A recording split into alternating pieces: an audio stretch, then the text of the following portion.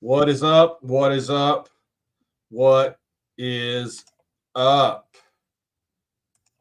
Big Orange Breakdown, Monday night, October 14th, 2 days after we beat the Gators at home.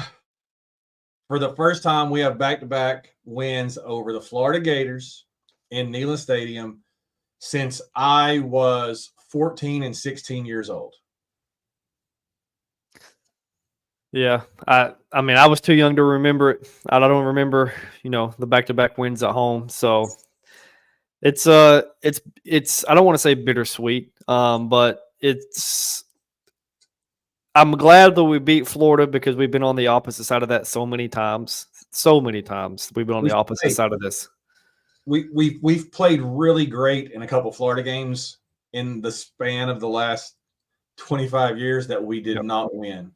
And we did not play our best football the other night, and we won. And I'll damn for sure tell you this. It feels a lot better not playing our best and getting the W than whenever we played great football and lost. Yeah, I mean, how many times have we been on the opposite side of this where we're the team up 10-0 and then somehow find a way to blow it in the end? Brother, 95, we were up 3 scores mid-second quarter. We're about to run them out of the building. 99 down there, we dominated the ball game in almost every category except Alex Brown had 17 sacks. 2000, you ran the football all over them, and then you get in the red zone and you settle for field goal after field goal after field goal. Field goal. 2006. Yeah. I mean, you're up what, 17-7, and you get to pick 6 to go up like 23-7. Yeah. I mean, there's so many times where you've been on the opposite side of this. 15, we don't go for 2 with 8 minutes to go in the fourth quarter to go up 14. We allow the fourth and 13. Yeah. So there's been a ton of times where we outplayed them, looked like the much better team, and found a way to come out on the bottom side. And this time we didn't play our best. We didn't play horrible. We didn't play our best, and we found a way to get the W. So I'll take this any day of the week. And if you're not celebrating after Saturday night when you beat the Florida Gators, apparently you just started watching Tennessee Florida games 3 days ago, because it don't happen often enough. Here's my question to you before we get jumping on this film study is how shocked were you? Because I think everybody in the stadium was shocked that Billy Napier didn't go for 2 in the win. I initially thought he should. When they came out there and had the formation, we immediately called the timeout.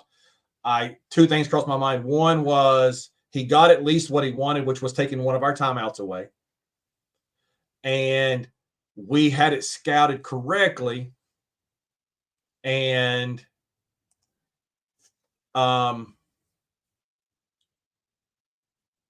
he didn't have the advantage on the play. So it all that led me to think he didn't love his other 2-point play. And I think he felt like they had just completed a 3rd and 18 for a touchdown, and they would go out and play good on offense in overtime, and they had as good a shot as they did winning that way or not getting the 2. I don't know. I think it's a coin flip call. I'm not killing him for not doing it. Would I have done it in that situation when my team was 3-2 and I probably was going to be fighting for a bowl game this year? Maybe that's it. Maybe he was playing it closer to the vest because let's say a bowl game was off the table for Florida at this point. They knew they weren't going to be bowl eligible. I definitely go for 2. Yeah. But if I'm trying to find a way to get my team a bowl game, I might play it a little closer to the vest, and maybe that's why. I don't know. Yeah. I know a lot of people. I know like 90% of the people are on. He should have went for 2. I thought 6 minutes to go in that game, and we're up 17-10. I'm thinking if they score at the end of this game, he's going for 2. And I was shocked when he didn't. Do you want to go against our defense in a condensed field and it's 3 yards to the line of game? I mean, that's a really, really good point because how many times in that game had we already stopped him in a situation like that? Oklahoma went for 2 2-point conversions in Norman and didn't get near the goal line. Yeah. I think that factors into it a lot too. You don't want to face our defense in short yardage and a condensed field short yardage. They were better off on the 3rd and 18 than they were on a 2-point conversion try. Yep. Yeah, I agree with that. Definitely. And it showed throughout that game, as you know, as I just said, how many short yardage opportunities they have, and then we stuff it. So, all right, let's get into the film. Let's break this down. It's what the show's called anyway. So, first thing we're gonna get right here is something you and I have been calling for, and a lot of others have been calling for. We're gonna get Nico basically on the equivalent of a naked boot from 15 years ago when most teams were under center. He's going to boot out this way. I think it's a one receiver route. Slight chance maybe the tight ends in option 2 in the flat, but I really think the whole play is designed to go to the slot on the slot on the in cut at the top, which is Squirrel right here running the out cut. Well, sorry, let me take that one away. It's Squirrel up here. It's hard to see him, but he's running right here, and then he's running an out cut. He's just kind of mirroring Nico. I think the top receiver was running off the outside safety, and it was a nice easy throw to get him going. Yeah, looking right before this the game started, I texted one of my buddies and I said I'll bet my mortgage that Florida opens in a 3-3-5 because all the talk last week. You sent it to me. Yeah, they are in a 3-3-5. So. Not shocked by that. I'm very, very encouraged to see very first play of the game, already the wrinkle of rolling him out of the pocket to get him away from the pressure. That's something I wish they'd have done a little bit more in the Arkansas game. But it was a very nice wrinkle to begin the game with. Yeah, at this point, you got all this grass here to hit this. The motion by the tight end, most of my Kitzelman back into the play to the wide, to the field is holding this defender from getting any depth to take away Squirrel. So very nicely done. Nice, easy throw to get him in rhythm, get him going. Yep. Perfect way to start. You're forcing the middle safety to try to get all the way out to the wide side. Just hard to take that away. Now this one, let's go back and look right here before we get into the play. I want to see the still frame before the snap. You got one. You want me to write these down and count them? Yeah, you can. Go ahead. 1, 2, 3, 4, 5, 6, 7, 8. It's hard to draw with the mouse. Forgive me. 8, 9er. Yeah, I said 9er. 10. You got all 10 defenders inside the field hash. Okay, and there's a slot receiver here who's going to have a pin down block on the 1 in my count list, right? And then there's a small corner out here standing outside the numbers in front of Brew. If this ball doesn't get fumbled and Sampson doesn't squeeze it on the mesh, Nico's walking in the end zone. Yep. I mean, and you're the only person that's got a chance is the guy with the one above his head, and all you got to do is as this slot receiver, all you got to do is at least just bump into him a little bit, and Nico's running through the alley because Brew's going to whip his guy as Brew always does when he's head up on a corner. Yep, and on this read option here, you got your field safety here come flying in, so yep. I mean you don't have to worry about him on any kind of angle or anything like that. Here he comes flying up, and then your defensive end's already crashing in to take it away from the handing it off to Dylan. And if Nico can just hold on to this ball and beat him to the sideline, which he's going to have a step on him, and use his athletic ability, I mean he's probably walking in for a touchdown. And the game starts completely different. The momentum of the game is completely different, and the feel in the stadium is completely different if you're able to just hold on to this football. No, 100%. At this point right here, this defender has taken himself out of the play. He's got running back right now. He can't cut Nico off from going right here. So if Nico comes this line right here, this 2's not getting him. The guy who had the 1 on his head, he's not getting him. The only guy maybe is the guy that Brew's blocking, and I'll take Brew on the corner, getting Nico free all day. And Nico, he can pick him up and put him down. I mean, worst case scenario on this play, you're picking up a first down. You still have your momentum going. You've driven the entire length of the field already to begin the game. You've hit your tempo. You got Florida on their heels. a really high percentage shot that you put this ball into the end zone. And I mean, how does the game feel different? How does the offense for the rest of the game and the rest of the first quarter different if you finish this drive off? 1,000%. No, if we're up 7-0, our defense more than likely forces a 4 or a 3 and out, and the offense is going on the field with all kinds of confidence. That's how final line games like this is one play, especially with an offense that had just struggled the week before and confidence is down. Yep. You put this ball on the turf, and everybody has a different set of emotion, as opposed to if Nico goes for 14 yards or goes for the whole 23 and walks in the end zone. It's everybody's on cloud nine, and we have all the juice. And, as I'll mention a couple of times while we do this too, and we talked about this before we came on, which was going back and rewatching this when cutting this up yesterday. We were in this Florida game, we were so much closer to a vintage Josh Heupel offensive game than it felt like watching it live.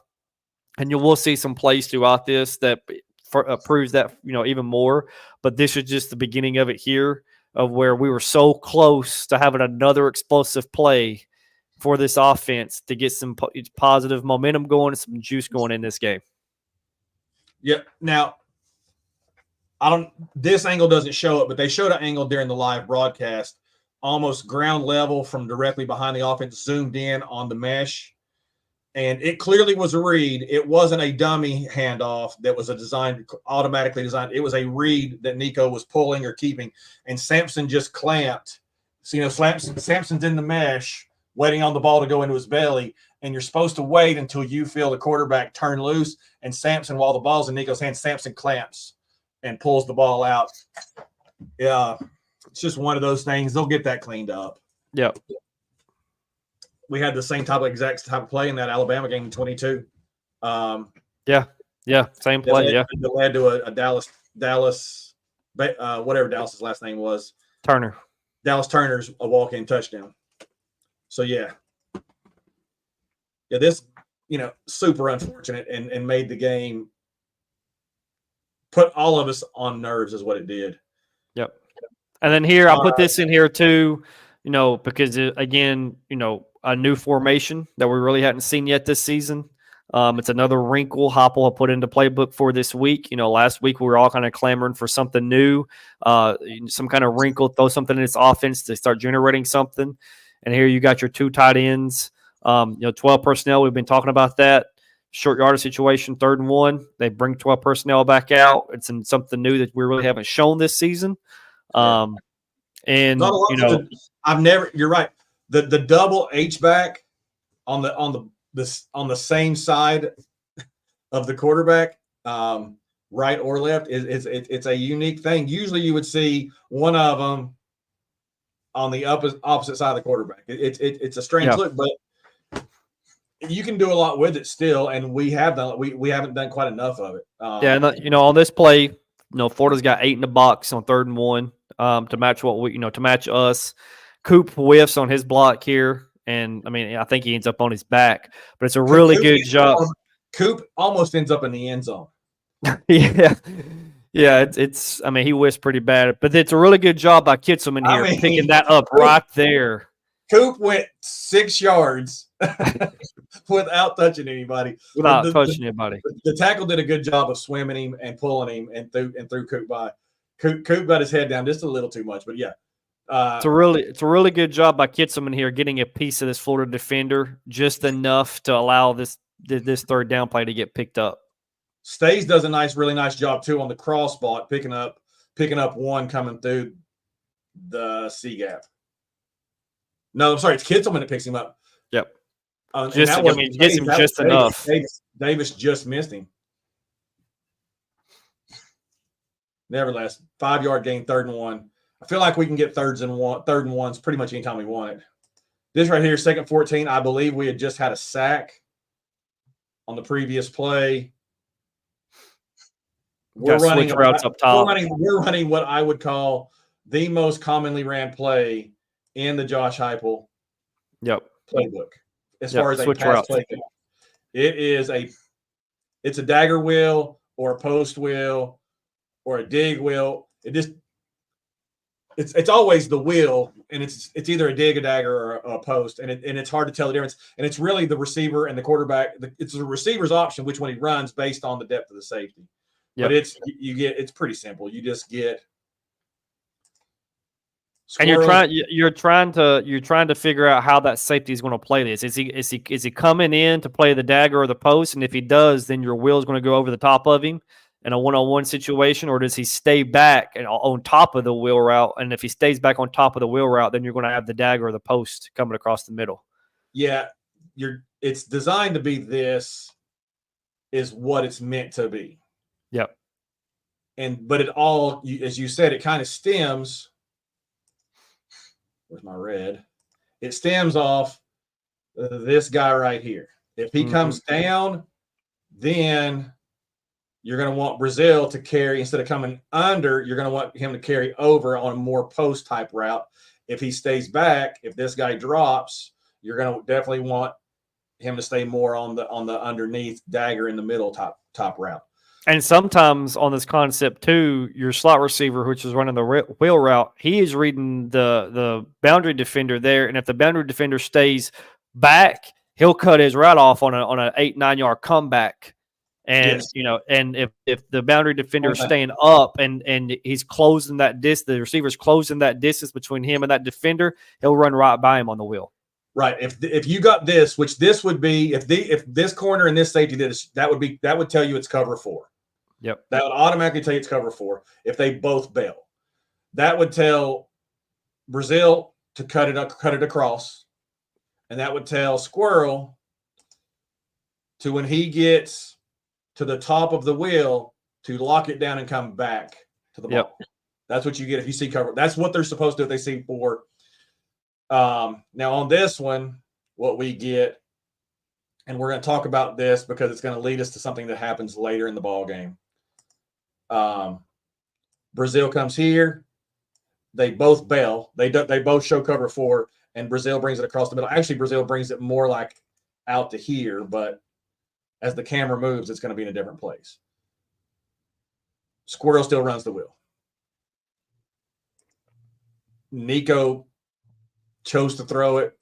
Don't know that I love the idea of throwing it, but it was beautiful. It was beautifully thrown, and he put it in the only place it could be caught by his guy.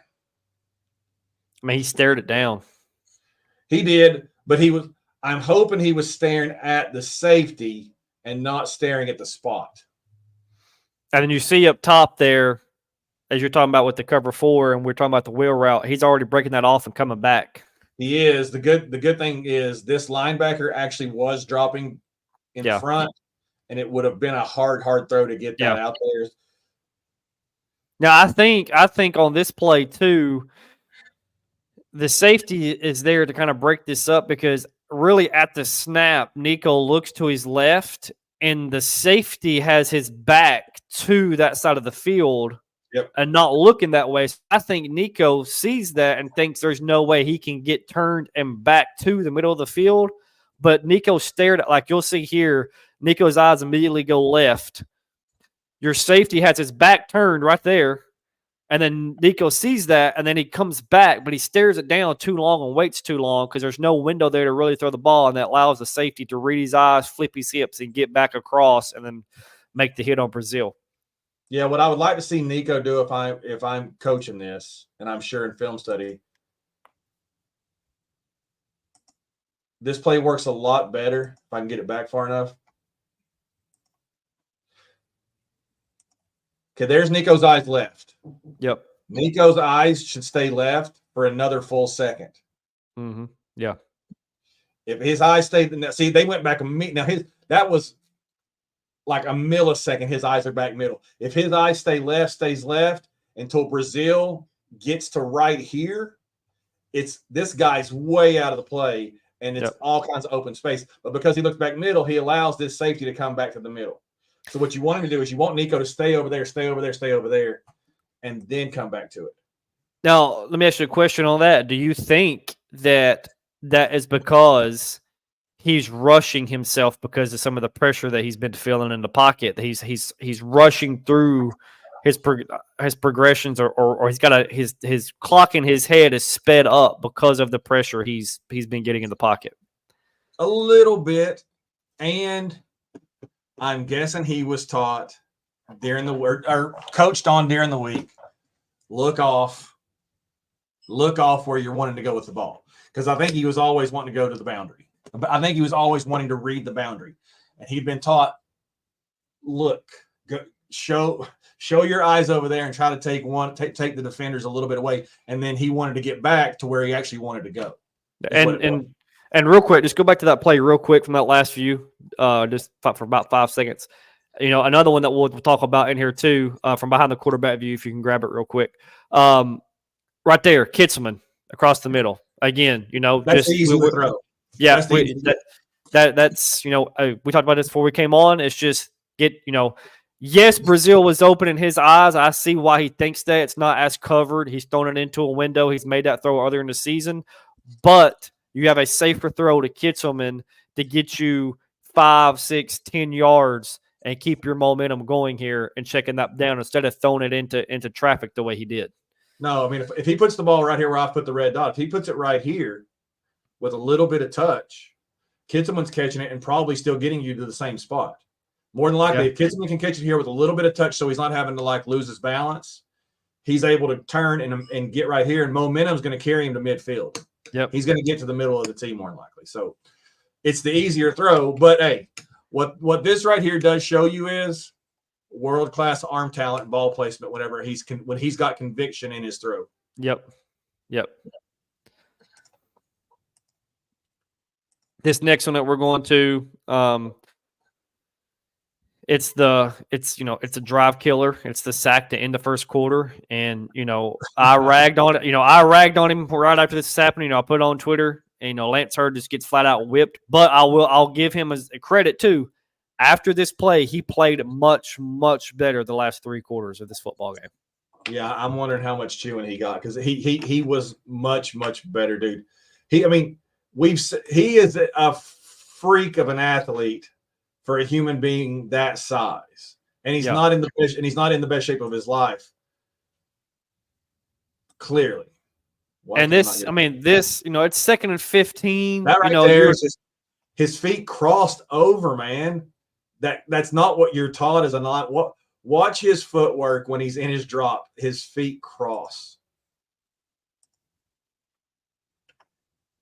like he's doing karaoke. Look right here.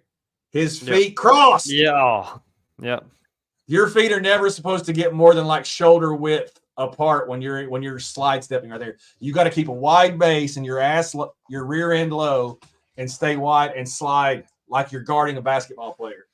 And it was just a footwork issue on that play. And going back again, just the small things that took you off schedule or took your momentum away. 2nd and 15 in the first quarter.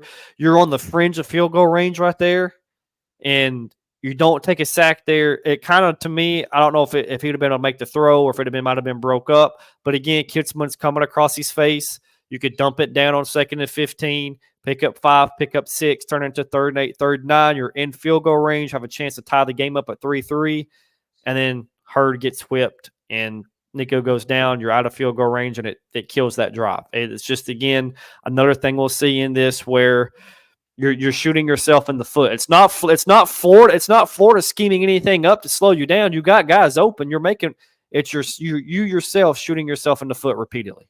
Yes, it's one player not making their inch. Yep.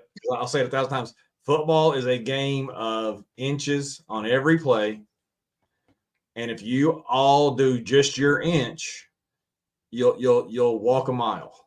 And just such fine lines. There's going to be the 4th down play. This is world-class play. I mean, this is as good as it gets. Yep. Look at your guy Gibson going with the motion, just mirroring the motion the entire time. Goes with the jet sweep. It's a really good job by Thielander and Carter stringing this thing out too. and T-Lander and Carter take the two guys that are trying to get to the second level to make blocks. They both take them out. Defensive end, and Gibson just absolutely splits them, and it can't be played any better. I mean, great tackle, perfect tackle, running the alley, splitting Arian Carter and T-Lander. Just an incredible play, incredible effort, incredible speed. I mean, in the stadium, that was on my end. It looked like Gibson shot out of a cannon on that play. Yeah. I mean, the speed and the burst to get there when he sees it and he recognizes it was absolutely incredible. No, we've talked a ton about McCoy. I mean, a lot of people are like really starting to realize how good McCoy is. Gibson's an absolute stud too. Gibson had one bad play the other night. The rest of the night he was really, really fantastic. Just an elite corner. And corners are going to get beat every now and then. He's had one bad play the entire ballgame, but the rest of the night he was great. Probably as good a two corner play as we've seen. Definitely under the Josh Heupel. Oh yeah, and probably going back a lot further than that.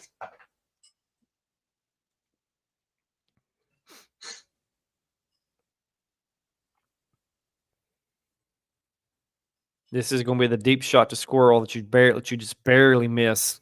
Yeah, I'm going to let it play out because I want to see the one from behind Nico. This is a little bit of it may be behind. It may be in the. I lost my mouse. It may be from the other end zone. It's a throw he needs to hit at least just to complete it. You don't have to hit him in stride. I mean, because it's not the easiest throw. He does get set, but if you look. As the quarterback, what you would like to do on this throw to make it an easier throw. Sorry, my stupid mouse is fighting me a little bit. Come here, honey. This is another play again where they wrote him out of the pocket. You've moved the pocket. You want to throw the ball here. That's where that play is more you're wanting.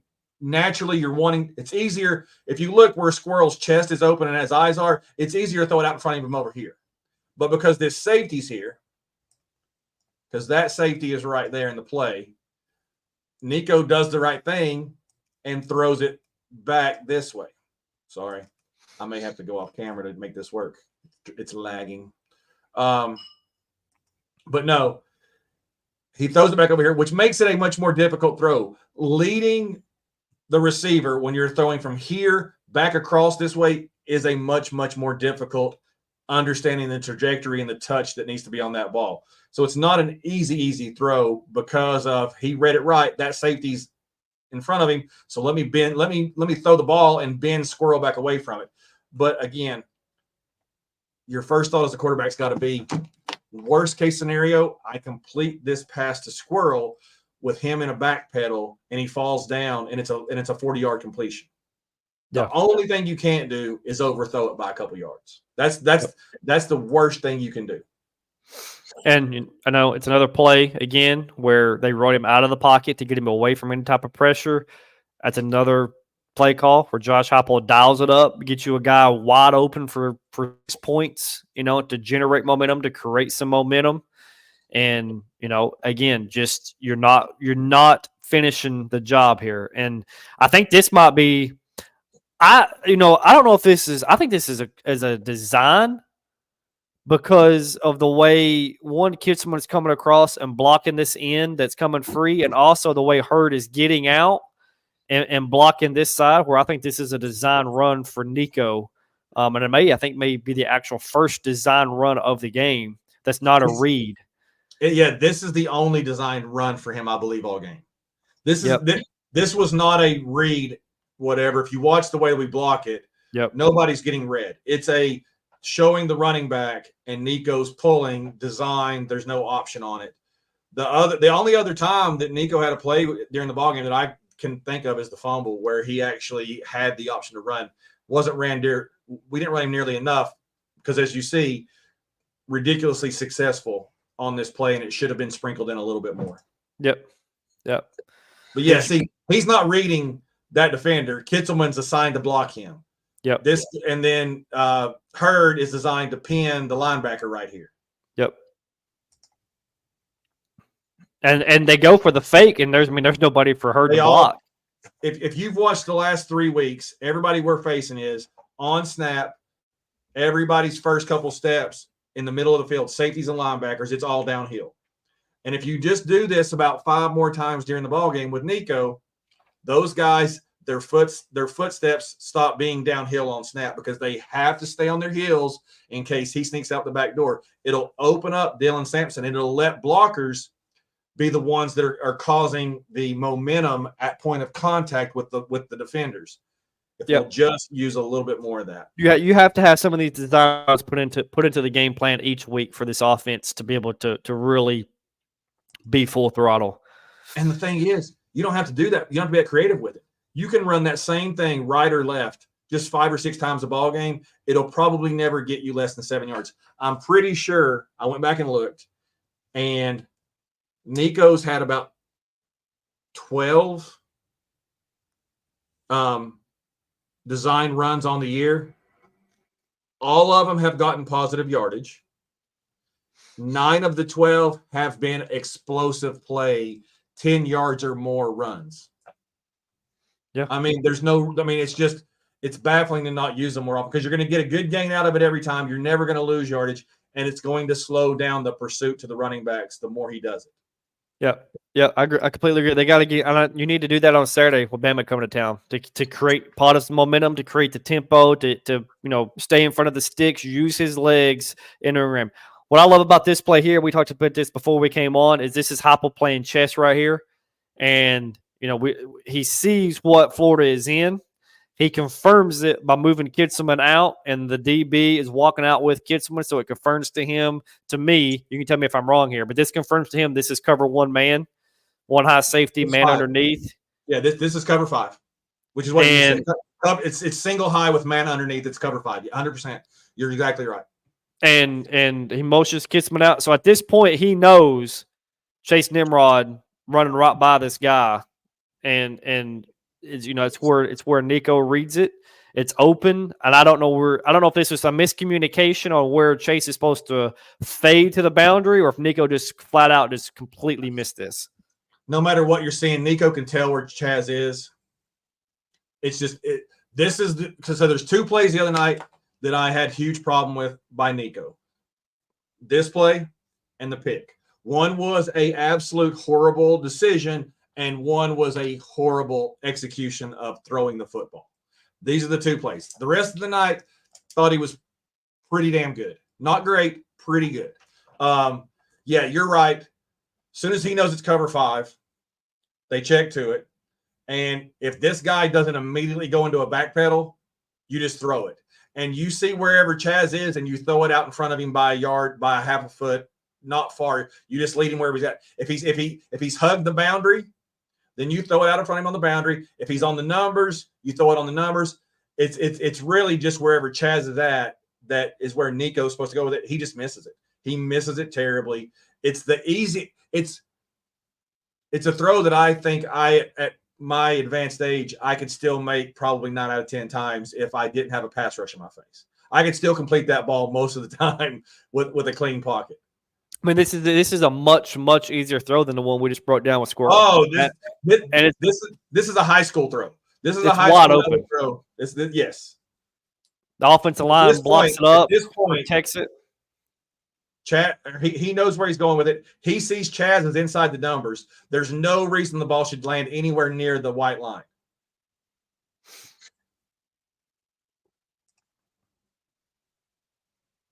And look at the separation. See right here, he's still basically on the numbers. Nico just threw it in the wrong place. You got to throw a little bit more in. I mean, he threw it way outside, but you got to throw this inside. Now, people said it was out of bounds and it wasn't catchable. If Chaz had been on the hashes against the line, he would have caught it because it just barely landed in the white. But he threw it so far wide of where he should have. Yep. It's like, again, this is the only throw of the night where I was like, wow, he really threw that poorly.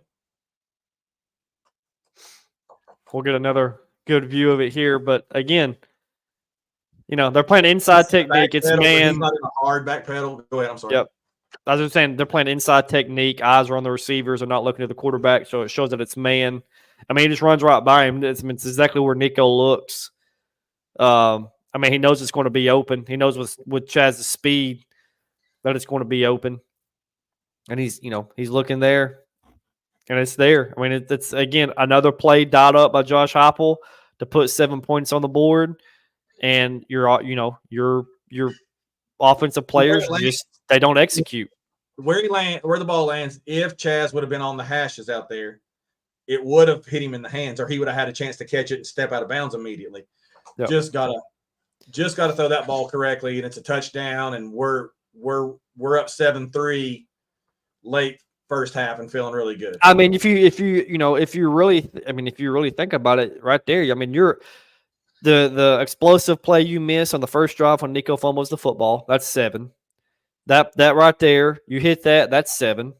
That's 14-3. And think about how, I mean, it's a different. You're calling the game different. Your offense has some juice to it, some confidence to it. The players are not holding their breath every time. Your blood's flowing better as a player. Your nerves are let out. All this game did, the longer it stayed with a 0 on the board, it just made you get tighter and tighter as a player. Mm-hmm. And made every throw, every block seem that much more important, as opposed to if you hit those little things and get the momentum, you loosen up and start playing more free. Yep. Now this, I threw this one in here. I threw this one in here real quick just to talk about the effort of James Pierce, the defense bowing up here and not giving something deep. I mean, from the snap of that on that one right there, Pierce he throws the guy off of him, and it's just a great effort play. And it just shows you the effort this defense is playing with. And you're literally, you hear the cliche all the time, inches matter in the game of football. And there you see, just effort, inches matter. And Pierce, there's been a lot of talk about him not filling up this quote unquote stat sheet to begin this season. He's been so close on multiple occasions. Wesley has his opinion. Not that it breaks my heart. Yeah, Wesley's my guy, dude. I love Wesley. And here, another one. We're under center. Another wrinkle in this offense that they break out in this game. 4th and 1. Now, going for it on your own 10-yard line, 4th and 1, 2 minutes to go. That's a whole conversation. That's some balls on Josh Heupel right here. But it's about it, 'cause a lot of people were. I mean, not in the stadium. I wasn't mad about it. I just thought, man, if you don't get this, that's going to be a talking point on next week. But he felt confident in the play call they had and what they've put in. And Jackson Moy is in on this play here, so this is the first time you've shown this in the game, and it's just an incredible job. What I like about this play, I wrote a few notes down. It's an incredible job by the running back, and you will see it when this play gets going. It's an incredible job by the running back showing he's getting ready to bounce this, and at the last second, cut it back in because it makes the defender take a false step out instead of filling the hole. The defender tries to take a false step out to beat him to the edge, and then the running back cuts it back inside and gets enough for the first down. No. Moy was in on more than one of these formational things, yep. And he first touchdown, he was the key blocks that neither one of the guys on the second level wanted any part of. It's just a great wrinkle. So something I was screaming. Spraggins pulling, nice kick out block right there. The running back shows he's getting ready to bounce, and then he cuts it back up in, and it gives that defender a hesitation before he tries to climb back over and fill the hole. But I've been clamoring for some wrinkles, some new formations, something to try to get some juice in this offense to show something different. We talked about in 2022, Heupel broke out different formations at different times, and here we go, finally doing it in this game to try to get some juice going. And, I liked it. A lot of people were crushing. Even after accomplishing it post game, everybody was the 4th and 10 call was just, unforgivable, or it was horrible coaching. I think Heupel believed in the defense. I think Heupel believed he was getting a half yard. And I think he believed if you can't go get a half yard with this offensive line, those backs, Dylan Sampson and this team, you don't deserve to win football games. Yep. If you can't go get half yards. If you can't go get half yards in a ball game like this, just accept the fact that you probably shouldn't have won the ball game. And the thing that, we'll talk about it right here. It just sucks that you do that on your 10, and then you turn around and Nico just makes a bad read. Well, this is it. I absolutely love this play. I love the play call. Carrick just butchers it. Carrick gets lost in between two guys, and he chose the wrong guy in the first place. Yeah, I wrote Carrick right here. Davis took this defender out with his first motion to go wide. He's got him trailing now. Carrick needs to be coming straight downhill at this guy. That's all he's got to do. And I really feel like right here, big 400-pound 21, I feel like Coop may have blocked him a little longer than he should have. Coop probably should have let him go a little quicker because Nico was getting the ball out of his hands, and 21 wasn't getting to him. So, yep, I wrote down, tight end tunnel screen, O-line missed assignment, which is Carrick right there missing. I mean, there's no reason for you going out there and getting that guy. He's not getting back to be effective. As you're talking about, get up and get the linebacker right there, take him out of this play. And then if you get him out of that play, you have two offensive linemen getting out there, in the flat, getting some blocks. And, I mean, this is another, again, I'm going to say it again, another potential explosive play missed because of a missed assignment. And it's never the same guy. It's never the same thing. It's something different. They're not, playing consistent football. They're not playing together. It's just they gotta figure it out some way because, again, another explosive play missed in this football game that could have – I'm not saying it could have led to points, but you never know what can happen after this. 3 timeouts, a minute 58 to go. You get an explosive play. You have some momentum going. You hit your tempo, and who knows what happens. Yeah, I mean, if Carrick does what we're asking and just puts a body on this guy, just screens him off a little bit, what's this play going to go for? I mean, look at the green guy. Is it going to go for 30? Probably, because you're going to have these two guys at least catching any of the next defenders getting to play, and Davis can run and have a lot of momentum in that big old frame coming right through this gap, straight upfield along this hash. I mean, you have 8 Florida defenders in the screen right there. Yeah, and nobody left in the middle of the field. And there's somebody outside the numbers down here running like a 4-yard hitch with that defender out of the play at this point. It's just one guy has to be picked up.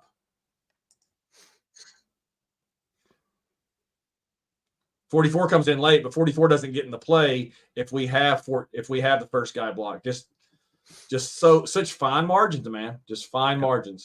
There's the interception. I want to make sure we have the other angle. Yeah, here we go. Okay. I like the all 22 view is the one to look at on this.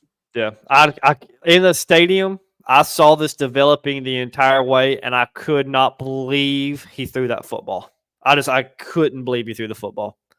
Now, a lot of times Heupel has half the field reads. Basically, the other two, the guys on the one side of the field is dummy routes. Davis's body language at the end of the play tells me he was not a dummy route because he was mad the ball didn't come to him. These two guys this is cover 4, straight up cover 4. This is exactly what they're in. When you're in cover 4, you cannot throw the post and you cannot throw the wheel. Simple as that. And his eyes never go anywhere but these two guys. He's determined before this snap, he's going to throw it to one of these two. Yep. But as you see, the only thing you can do is if the wheel route breaks off and comes back. That's the only place to throw this ball to that side of the field, which he does. Brazil does sit down in it. Or no, who was that? Was that Chaz? Chaz does sit down, and Chaz was going to work his way back, and he still had time with a good pocket. He could have thrown it on the 35-yard line on the comeback, which would have worked just fine. But you can't throw the deep ball against the 4. You can't throw the dagger against the 4, and he just. I mean, I have no idea how he doesn't see the two defenders. Does he think he's throwing it over his head? I don't know. You on that play, there's a potential of 4 other options being open. and he throws it to the one guy that's Oh, not yeah. open I haven't at even got to all. the right side of the field. I haven't even got to the right side of the field. You're right. And it goes back to earlier when we were breaking this down. It just seems like he's a one-read quarterback right now. He's reading one area, one receiver, and it's either there and he's making the throw, it's not there and he's thrown into coverage, or it's not there and he's trying to escape the pocket too early instead of just going to his second, third, fourth, and if he has enough time, fifth read. As you're pointing out there, you have, here's the end cut you can throw against this. Yep. Because you got a lot of width, and they of course have their nickel to the field. They have a linebacker to the boundary who doesn't move as well. You have space to throw this dagger. You also have a wide open comeback to your big tight end that you can throw it high. Worst case scenario, it goes off his fingertips. 44 has got no chance of making the play on it. You can throw it to Davis on this side, which is probably the safest of all your options. And you also have a little dump to the running back here that's probably going to go for about 6 yards if he catches it. And you may, now it's a long throw, so I don't know if it would have worked or not, but you may have Chaz on the comeback at the top. You do. That's a long throw. You can throw the ball right here, yep. And it's safe. It might not get completed, but it's not getting picked. Yep. So basically, there's 5 guys that were options, and the only one that was a horrible option is the one he threw to. And I'm going to sound like a broken record. Again, offensive plays missed by different individuals at different times, stalling out your offense. The play before that we just broke down, the offensive line. This play is your quarterback not reading it correctly. Did you see Davis's hands right there? Yep. Davis does as in I was wide open. Not sure why the ball didn't come to me. And again, I thought Nico only made 2 bad plays all night. He made some not so great plays, but bad. It was the throw to Chaz on the wide open wheel, and it was that horrible decision. Just the rest of the night, we can go look. The throw to Squirrel on the sideline on the last drive of regulation. That's an NFL throw. That's an NFL throw. These 2 plays right here I put in real quick just to talk about Boo Carter real quick and how impressive he was in this game, how well he played. The play right before that, he recognizes the screen very quickly and fights under the block and makes the tackle to prevent any kind of extra yardage. And right here, does a really good job bending the edge, getting around the corner, and getting to the quarterback, and basically causing the sack to happen. It's just Boo played outstanding in this game, and I put those 2 plays in there real quick just to show how he affected, a couple of plays in this game. Bending the edge, getting down where the offensive line can't get him, getting around the corner. You see the drills all the time in fall camp of them running the hoop, right? Getting down, running the hoop. Yeah. That's right there. That's getting down, running the hoop. And then here, this is just a miscommunication.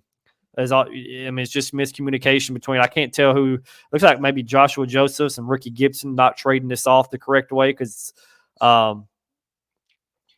the way Florida ended up scoring that touchdown, is there was just a miscommunication there.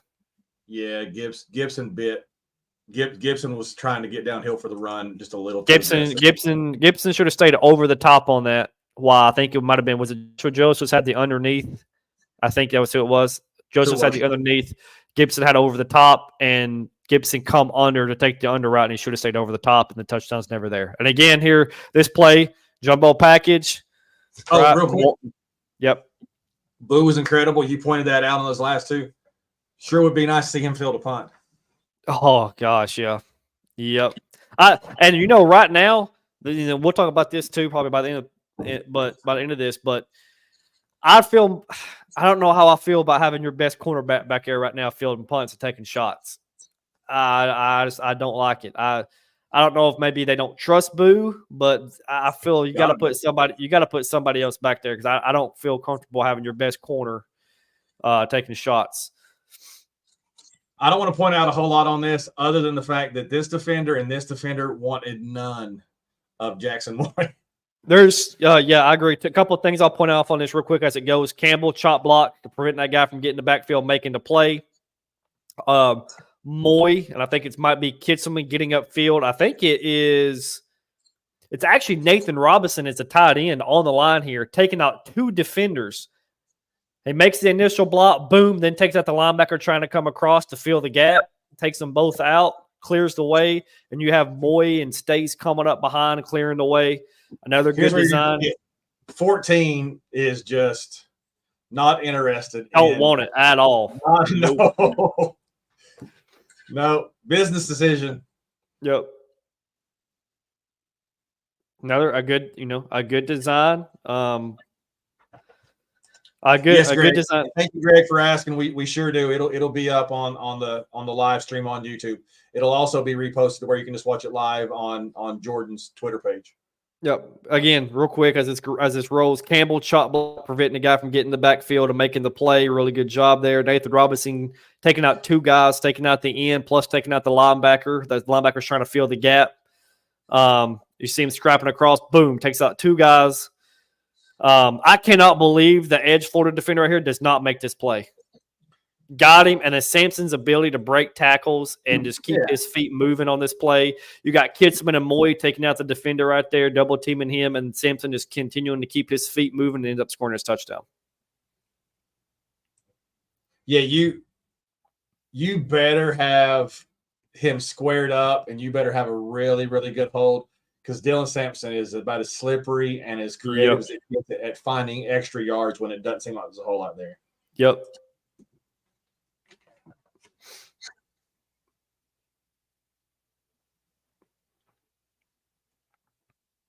All right. Now, this is a true freshman making a true freshman mistake. He thinks he blindly believes the flat linebacker has taken the flat and went with the guy going into the flat. They're running a high-low. They're running a flat curl, and he thinks that the linebacker is gonna drop down to the flat, and he doesn't. He falls into the zone. And I think this is one I might have sent you yesterday. This is cover 4 by Tennessee. Yep. And you expect Aaron Carter to chase, which he's underneath. Once he so what he does, what you're supposed to do, or what the quarterback sees is Carter bumps the person the ball's designed to go to on the corner with the flat underneath it. Once Carter bumps, you think Carter's going to then drop to the flat. Yep. And Carter does a beautiful job at dropping into the area. So he bumps him and he turns, and normally he would come to the back, but he didn't. We'll get a better look here in a minute on the all 22. Yeah.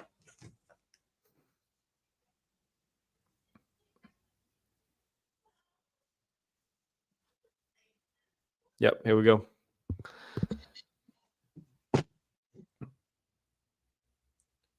Yeah, right now you're seeing that, and you think Carter's immediately, once he passes him off, he's going to come to the 25-yard line. I'm guessing he never even dreamed that Carter was going to drop there. It's a really good job by Carter recognizing this receiver, bending this back in to where he's covering and staying with it and taking the deepest defender in his zone. And just a bad read again by a freshman, throwing it there. Really good job by our guy. Staying deep. That's one of those that if he does check it down the running back, it's an 8-9 yard gain.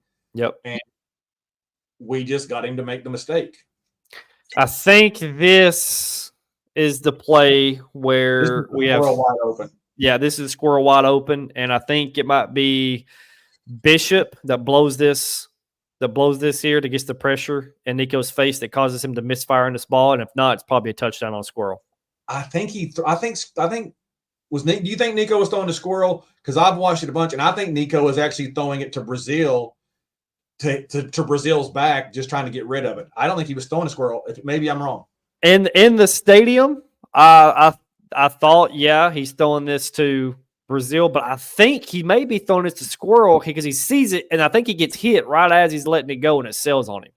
See, I thought he was throwing it here to Brazil in the end zone because if he missed it, he missed it horribly. Now, I want to say this much. It's an absolute beauty of a route by Squirrel. He runs the zig. He runs the zig, and he gets the defender. Just watch Squirrel go out and then zig back in, and look at all that space he's created.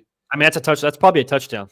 It's at least first and goal at the 2. It's at least, and with his speed if he can bend that and outrun a defender to the goal line, that's just, again, broken record. Another one where you have it dialed up, Heupel dials it up, and you can't make the play. This is the fourth down stop.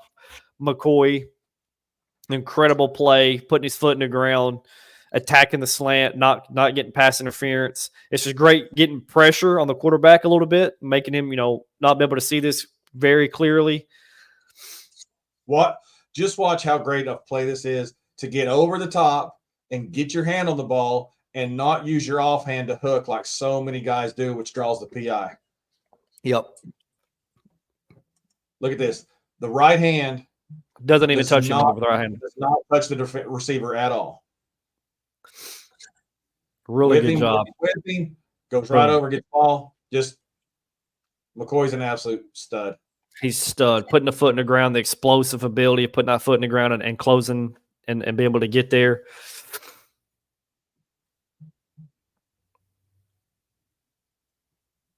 I think I put this one in here because this is an incredible play by Chris Charles. Now, I want to ask you a question on this here, if you want to pause it real quick. To me, if you can't go back to when it started, because to me, I want to ask you about, why Charles came up here. Are McCoy and Charles here when the receiver goes in motion? So right now, McCoy has the receiver. To me, it looks like Charles may have the running back on this play, and as the receiver goes in motion, they trade off their responsibilities, and now McCoy has the tight end on the line, and then Charles still has the running back, and that's why Charles comes up into the box. Am I reading that the right way? I gotta see it. Because to me, right now, Charles has the tight end, McCoy has the receiver. That's correct. Yes. Motion. Now McCoy has the tight end. Yes. Now he's coming in, and now Charles has the running back, and that's what causes him to get into the box. Yes. So what happens there is once that receiver crosses the tackle in the motion, go back, Rusty. Once the receiver, God almighty, this thing's kicking my butt. Once this receiver crosses the tackle, Charles no longer has responsibility for either one of these guys. Charles has running back. Yep. So yes, once that happens, his man's now the running back. Wilson, as soon as he passes center, he is either T-Landers, Perry's. I think he's Turrentine's at that point, though, if I remember correctly. And it's just a great job.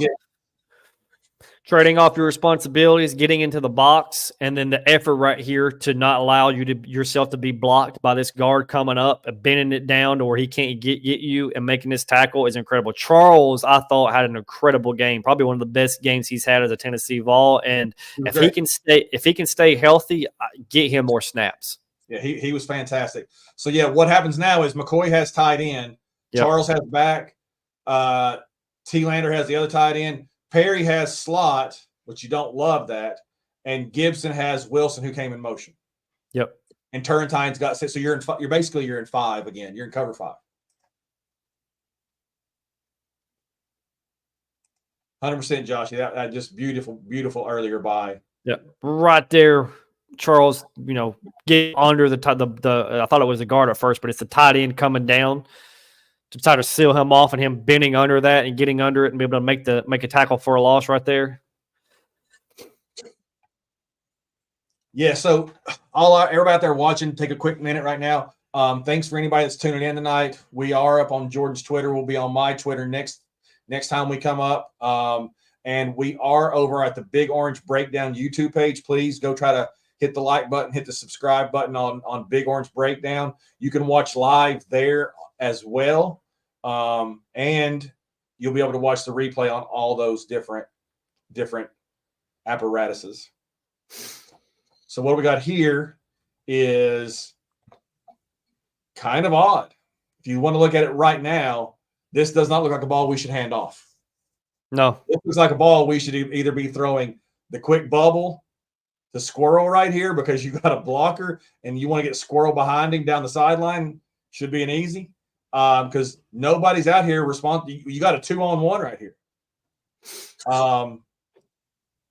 So this was not an RPO, and if it was an RPO, it was terribly misread, and sometimes blocking just beats defending.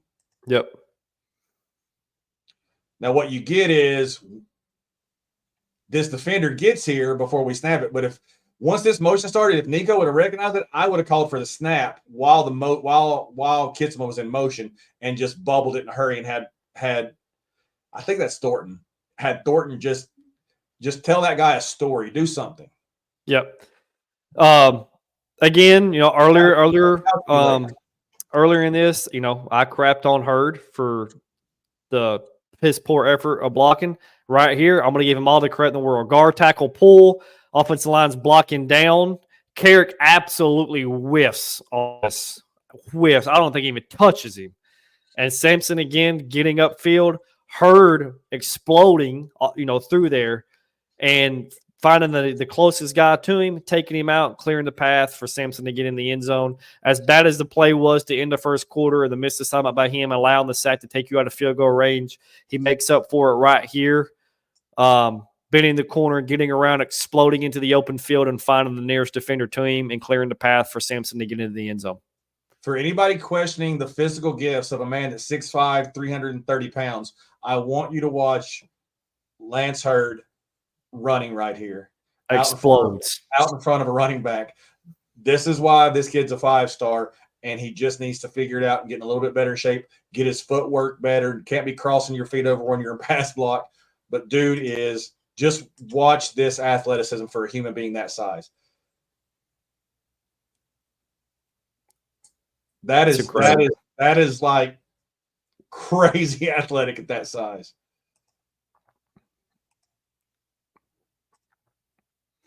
All right, we're winding down on the film that we have set up. This is exactly what should have happened on the touchdown pass that ties the ball game up a little bit later. I think you have a stunt here with Pierce coming around. Yeah, we ran the same game with the defensive line on the touchdown pass. This time, Pierce got free in the middle and basically blows up the play and forces Lagway into our guys. Yep. Into the and there's Boo to help clean it up. On the touchdown pass, Pierce kind of got caught in the wash and didn't get to the middle quite as well. If Pierce had have gotten to this spot right here, the touchdown pass never happens because Lagway can't step up and make the throw. He just gets caught just in a little bit of traffic. The lines are that fine. Here you're going to see right here it is. Yep, right here it is. Same game. Here comes Pierce, and it actually that's a little bit on Pierce for going into the two defenders right there. If Pierce just loops to here and makes those guys front him, Lagway's still looking at the back of his defenders, or he's looking at James Pierce's eyes. Now, I think we get to all 22 look on this too, I think. No, it was a nice route. Yep. It was a really nice route. All right, so pause it right here real quick, Rusty. Little corner post here. All right, now let me ask you on this one too. This, to me, cover 4 again. Correct. For us. 100%. Is this on Will Brooks because he doesn't get enough depth here? No, it's on Turrentine. It's on Turrentine. I felt like watching this that maybe Brooks needs to get much more depth back to get to his quarter of the field there on the hash instead of being so far up, because it kind of allows that defender to cross Turrentine and have a window for Lagway to throw the football behind Will Brooks. So here's what you're supposed to know if you're Turrentine. It's cover 4. McCoy is responsible for the corner route. This is McCoy's area. So if this guy breaks to the corner, you're supposed to trust your teammate that McCoy's dropping into that quarter and taking that throw away. The corner route is on him, okay? Yep. So Turrentine is supposed to be here is his area. And Turrentine turns his feet to go with the corner. And as soon as he does, the guy breaks back to the middle. So now, could Brooks have been on the hash a little bit more at this point? Probably. But it's still more, it's the play side safety that it's really on. Okay. Oop, I just drew another dot. Switch back to my pointer. See right there, there's no reason for Turrentine to be facing the sideline. Yep. He should still be eye up on the quarterback. He should have his hips facing the line of scrimmage right now. That's the reason this play does what it does.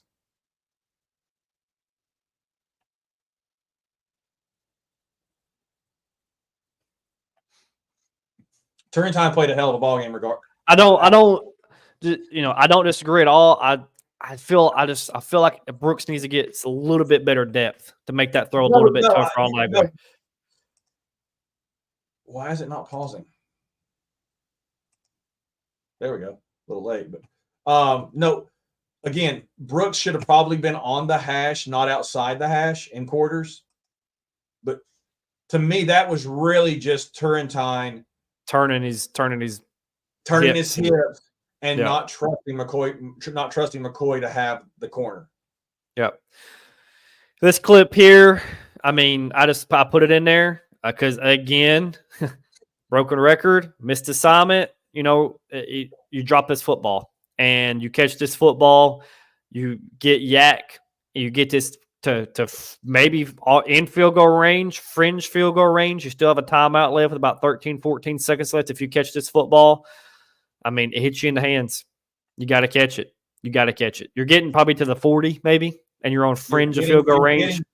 If he catches it, he should fall to the 40. If he starts stumbling immediately, you might get a little bit luck and be on the 38. And then you can hand it off you can spike it, hand it off on second down, try to get to the 35, 33 with a handoff, use your last timeout and kick a 49-yarder, 51-yarder. I mean, Chase, the throw should have been an easier catch. It should have been thrown a little bit better. Yep. But it's catchable.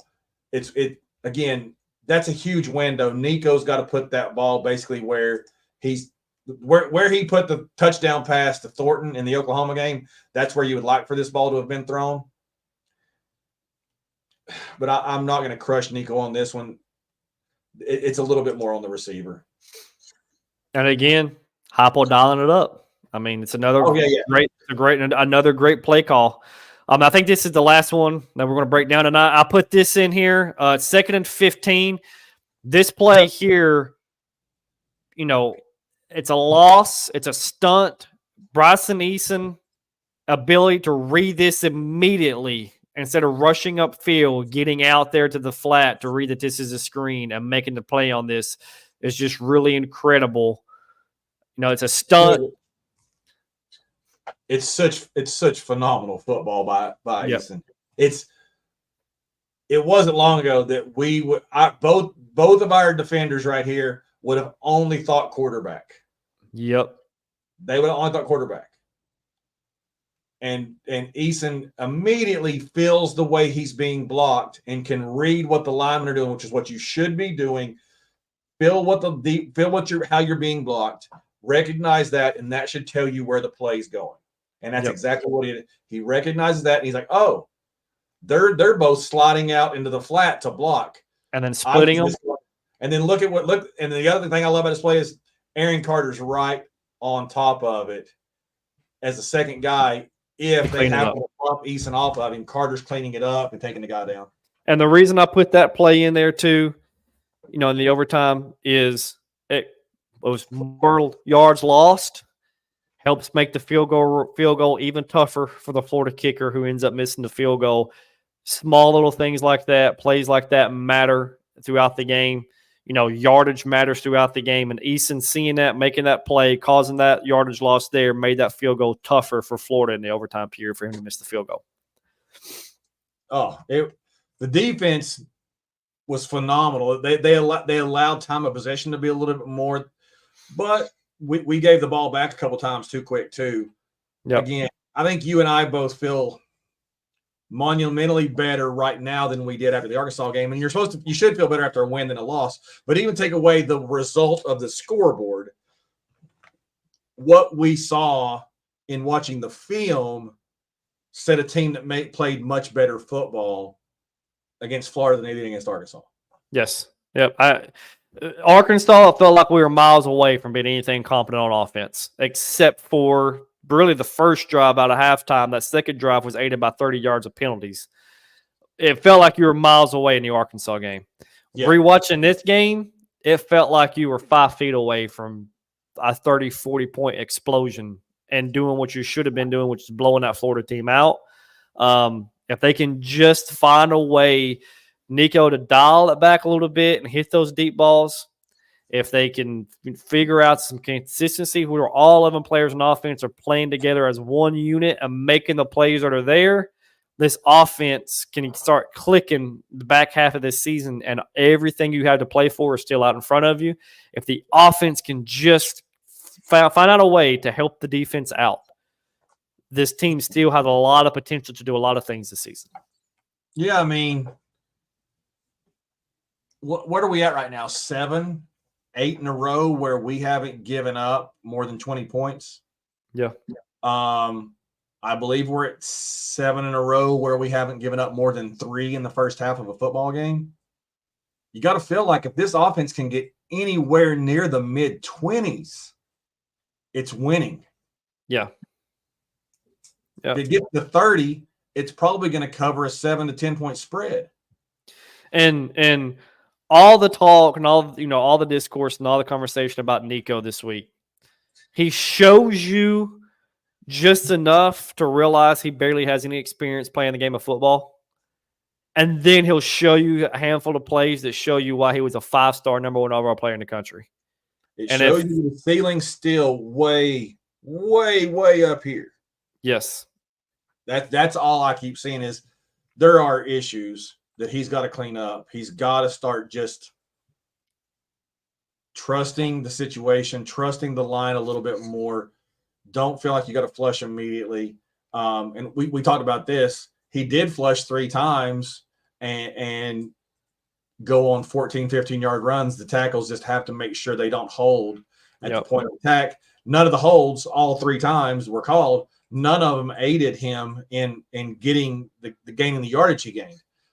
Just can't make those holds. But if he'll just speed up his decision-making a little bit, be okay with the checkdowns a little bit more, throw in a couple design runs, and be okay with completing a 56-yard pass as opposed to hitting the guy perfectly in stride for the 65-yard touchdown pass. It's okay to underthrow it just a hair, just don't overthrow it. Yep. And you know this whole week the coaching staff is showing the players this film like, guys, this is how close we are to being what we want to be on offense. This is the fine line between being an elite offensive unit and being a mediocre looking group. Is these mistakes right here, these deep balls that we missed, the missed assignment of not blocking the right guy or not getting to the guy that you need to block, or Nico's eyes not reading it the correct way. That's the minute details that you have to be able to do every game, play in, play out, to be an elite offensive unit consistently. And it's there. The plays are there. It's all there. Heupel's still scheming it up. There's been a lot of talk and a lot of discourse. I will say I've been a part of that, saying defensive coordinators may have figured this out. Didn't look like Florida figured it out to me when watching that game and rewatching all the receivers we had running wide open that we just missed on. I think teams are doing a little better job at making it a little tougher on the Heupel offense. They're doing things in the run game that's making it harder to have and we still have the leading rusher in the SEC. But a few more design quarterback runs and hit a couple over the tops, deep shots, a couple of those, and it could be right back to where it was in 2022. And as we wind down here, I'll ask you one more question because we talked about some of the wrinkles that he'd put in. I haven't looked at it. I haven't looked up to see if it's been put up yet. But just watching it, just my eye test tells me another wrinkle that we put in is we ran more outside the tackle called plays than we had against Arkansas or Oklahoma, which is also something that you specifically, I remember, has been talking about. Is how you attack this 3-3-5 is being able to run outside of the tackles. And I felt like watching the game in the stadium, we ran more of those call plays to getting outside the tackles. Yeah, you can't pull your tackles, so you have your tackles blocked down and pull the guard around whichever end you're blocking down opposite of.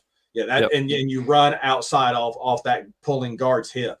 That's where there should be more success in the run game. Yep. And so I felt like Heupel had a game plan prepared to face a 3-3-5 against Florida, and he had to call a really, really good game. Threw some wrinkles in there that the Florida hadn't seen yet. And you got to execute. It's there. I mean, Heupel said it in the post game. You could tell how frustrated he is at the lack of execution on a consistent basis, and he knows how close they are, and they got to figure it out. They got to figure it out before Saturday, because when you're going to have to put, to me, I think you're going to have to put some points on the board to be able to beat this Florida team or this Alabama team coming into Knoxville. Yeah, I'll end with this last question for you, and then we'll probably talk about it again on a quick show Thursday or Friday night before the game. We're three SEC games in now. We still haven't had a live ball penalty called on our opponent. If I set the over under it at half a point at half, does Alabama go over or under that many live ball penalties? You would think, considering they're one of the most penalized teams in all of college football, that would be the over. But the way it's trending, you got to say under. I mean, we get called for 3 holds all 3 times on quarterback breaking the pocket. All were holds. None of them were blatant. None of them aided again.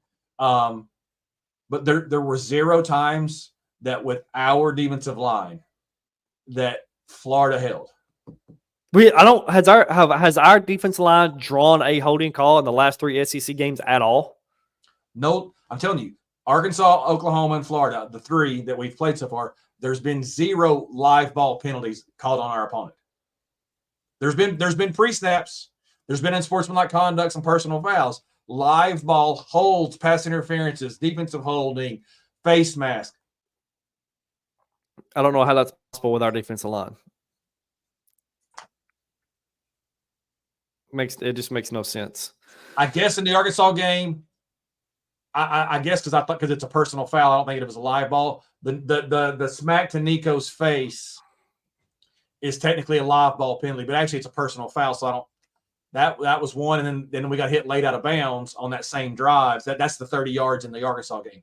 But there was, outside of personal fouls, there's not been anything during the movement of play. And it seems impossible. It's insane. I'm taking the over. I'm saying the trend breaks and we get like 5 live ball penalties on Alabama on Saturday. It'd be huge if that happens. We'll see. Kane Womack's defense has not been very impressive here lately. Vanderbilt was able to take it back. I'll say this as we get off here, when maybe we can break this game down Thursday night, Friday night, or something like that. Some of the film and stuff that I saw, and I don't know if Alabama's changed any of this. I have a friend who's an Alabama writer, and he actually wrote me this last week before I started seeing some film that Brooks Austin broke down on Alabama, and he told me they play a lot of cover 1 robber, a ton of it, and Brooks Austin in the Vanderbilt game broke down that they play cover 1 robber. If they play that against us and their offensive line holds up, we'll torch them. Yeah. No, there's going to be a lot of space to the football. Nico's just got to hit the throws when they're there, because offensive lines got to protect. Yeah, offensive line. They've had guys running up. South Florida, who's going to run the same offense, had guys running open all night long. They just couldn't protect for the quarterback to get the ball to him. Yep. If our offensive line can hold up and Nico can be accurate, it could be in a game where the offense breaks out, he breaks out, and all of us are happy next week. But I enjoyed it, man. It was good breaking it down. I hope everybody else enjoyed it. We'll continue to do this. Hopefully, comes next Sunday or next Monday night, we have a positive breakdown after the Alabama game, and we can look at some positive plays that help propel us to another victory over the Crimson Tide. All right, ladies and gentlemen, thanks for joining us. Jordan, thank you so much. You're always a gentleman and a scholar, and I am privileged to call you a friend and a cohort. All right. Thank you, buddy. I appreciate it. Have a good one, okay? You too, man.